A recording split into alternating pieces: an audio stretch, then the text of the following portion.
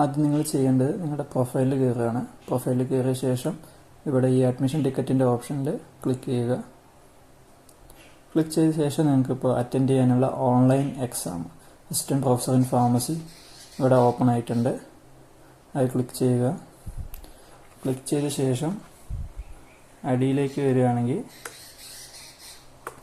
ഇവിടെ link for online rehearsal module, അതോടെ ഈ അഡ്മിഷൻ ടിക്കറ്റിൻ്റെ ഓപ്ഷനിൽ അൺലോക്ക് ആയി കിടക്കുന്നുണ്ടാവും.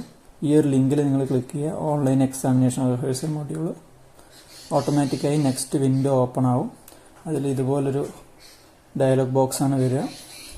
അതിൽ ടേംസ് ആൻഡ് കണ്ടീഷൻസ് ആക്സെപ്റ്റ് ചെയ്തിട്ട് കണ്ടിന്യൂ ചെയ്യുക.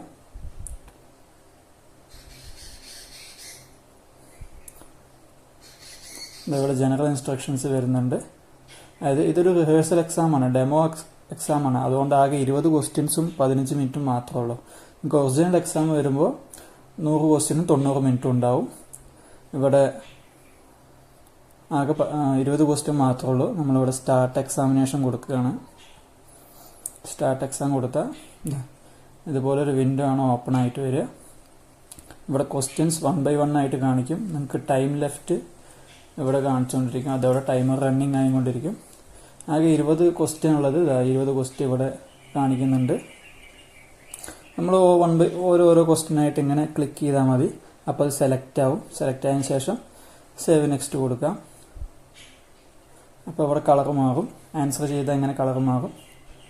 അടുത്ത ക്വസ്റ്റ്യൻ നമുക്ക് തീർച്ചയില്ല, ഒരു ബുദ്ധിമുട്ടാണ് തോന്നിയാൽ നമുക്ക് മാർക്ക് ഫോർ റിവ്യൂ കൊടുക്കാം. മാർക്ക് ഫോർ റിവ്യൂ കൊടുത്താൽ കളർ മാറി. അതിനുശേഷം സേവ് ആൻഡ് നെക്സ്റ്റ് കൊടുക്കണം. മാർക്ക് ഫോർ റിവ്യൂ കൊടുത്തതിന് ശേഷം അടുത്ത ക്വസ്റ്റ്യൻ വരാൻ സേവ് ആൻഡ് നെക്സ്റ്റ് കൊടുക്കണം. ഇനി ഇവിടെ ഏകദേശം ഐഡിയ ഉണ്ടെങ്കിൽ ആൻസർ ക്ലിക്ക് ചെയ്ത ശേഷം മാർക്ക് ഫോർ റിവ്യൂ കൊടുക്കുക. അപ്പോൾ അതിനനുസരിച്ച് കളർ മാറും. ഇനി സേവ് ആൻഡ് നെക്സ്റ്റ് കൊടുക്കുക. അങ്ങനെ ഓരോ ക്വസ്റ്റ്യനും നമ്മൾ ആൻസർ ചെയ്ത ശേഷം സേവ് ആൻഡ് നെക്സ്റ്റ് ഓപ്ഷൻ കൊടുത്ത് പോവുകയാണെങ്കിൽ ആൻസർ ചെയ്യാത്ത ക്വസ്റ്റ്യൻസിന് ഇവിടെ കളർ മാറില്ല.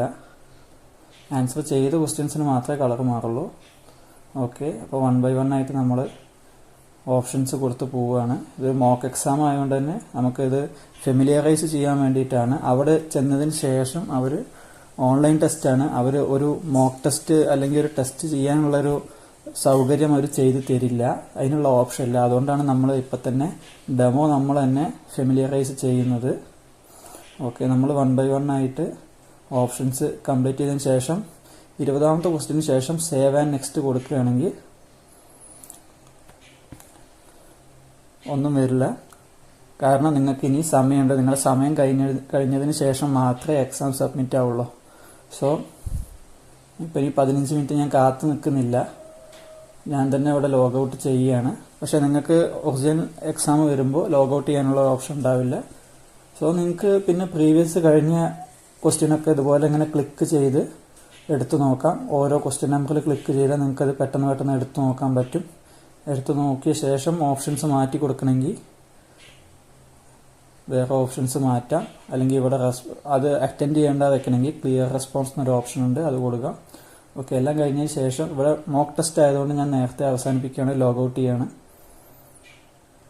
ലോഗൗട്ടിന് ശേഷം ഇതുപോലെ എക്സാം സ്റ്റാറ്റിസ്റ്റിക്സ് എന്ന് പറഞ്ഞ ഒരു ഡയലോഗ് ബോക്സ് വരും. അതിൽ ടോട്ടൽ ക്വസ്റ്റ്യൻസ് 20 ക്വസ്റ്റ്യൻസ് ഉണ്ട്. അറ്റൻഡ് ചെയ്തത് 4, അൺഅറ്റൻഡ് 16. ഈ ഒരു ഓപ്ഷൻ മാത്രമേ നിങ്ങൾക്ക് വരുള്ളൂ. നിങ്ങൾക്ക് ഓഫ്ലൈൻ മെത്തേഡ് ആണെങ്കിൽ അവിടെ ക്വസ്റ്റ്യൻ പേപ്പറും അതിൽ നമുക്ക് തന്നെ ആൻസേഴ്സ് മാർക്ക് ചെയ്തൊക്കെ എടുക്കാമായിരുന്നു. പക്ഷേ ഇതിൽ ഇങ്ങനെ ഒരു ഓപ്ഷനേ വരുള്ളൂ. അപ്പോൾ സബ്മിറ്റ്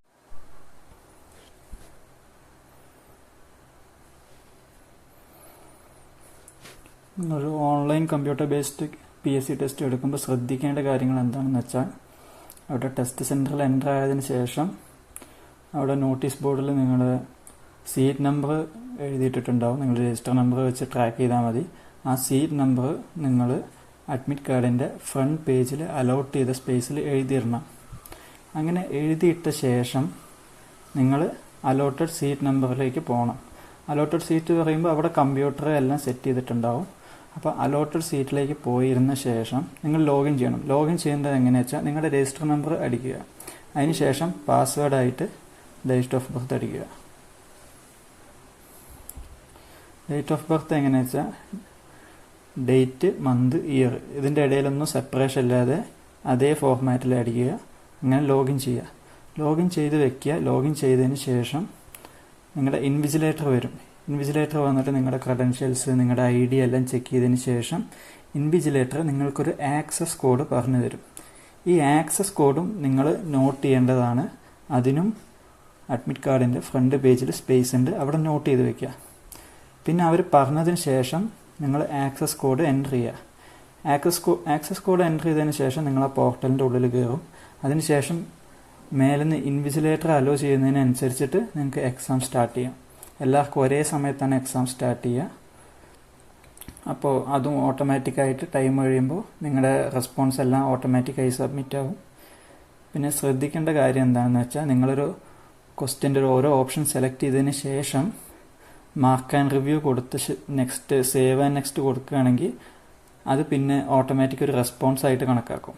അതായത് ഒരു ക്വസ്റ്റ്യന് ഓപ്ഷൻ ക്ലിക്ക് ചെയ്ത് അത് നിങ്ങൾക്ക് ഷുവർ അല്ല, അത് മാർക്ക് ഫോർ റിവ്യൂ കൊടുത്തിട്ട് സേവ് ആൻഡ് നെക്സ്റ്റ് കൊടുക്കുകയാണെങ്കിൽ അത് നിങ്ങൾ പിന്നെ തിരുത്തിയില്ലെങ്കിൽ അതൊരു റെസ്പോൺസ് ആയിട്ട് തന്നെ കണക്കാക്കും.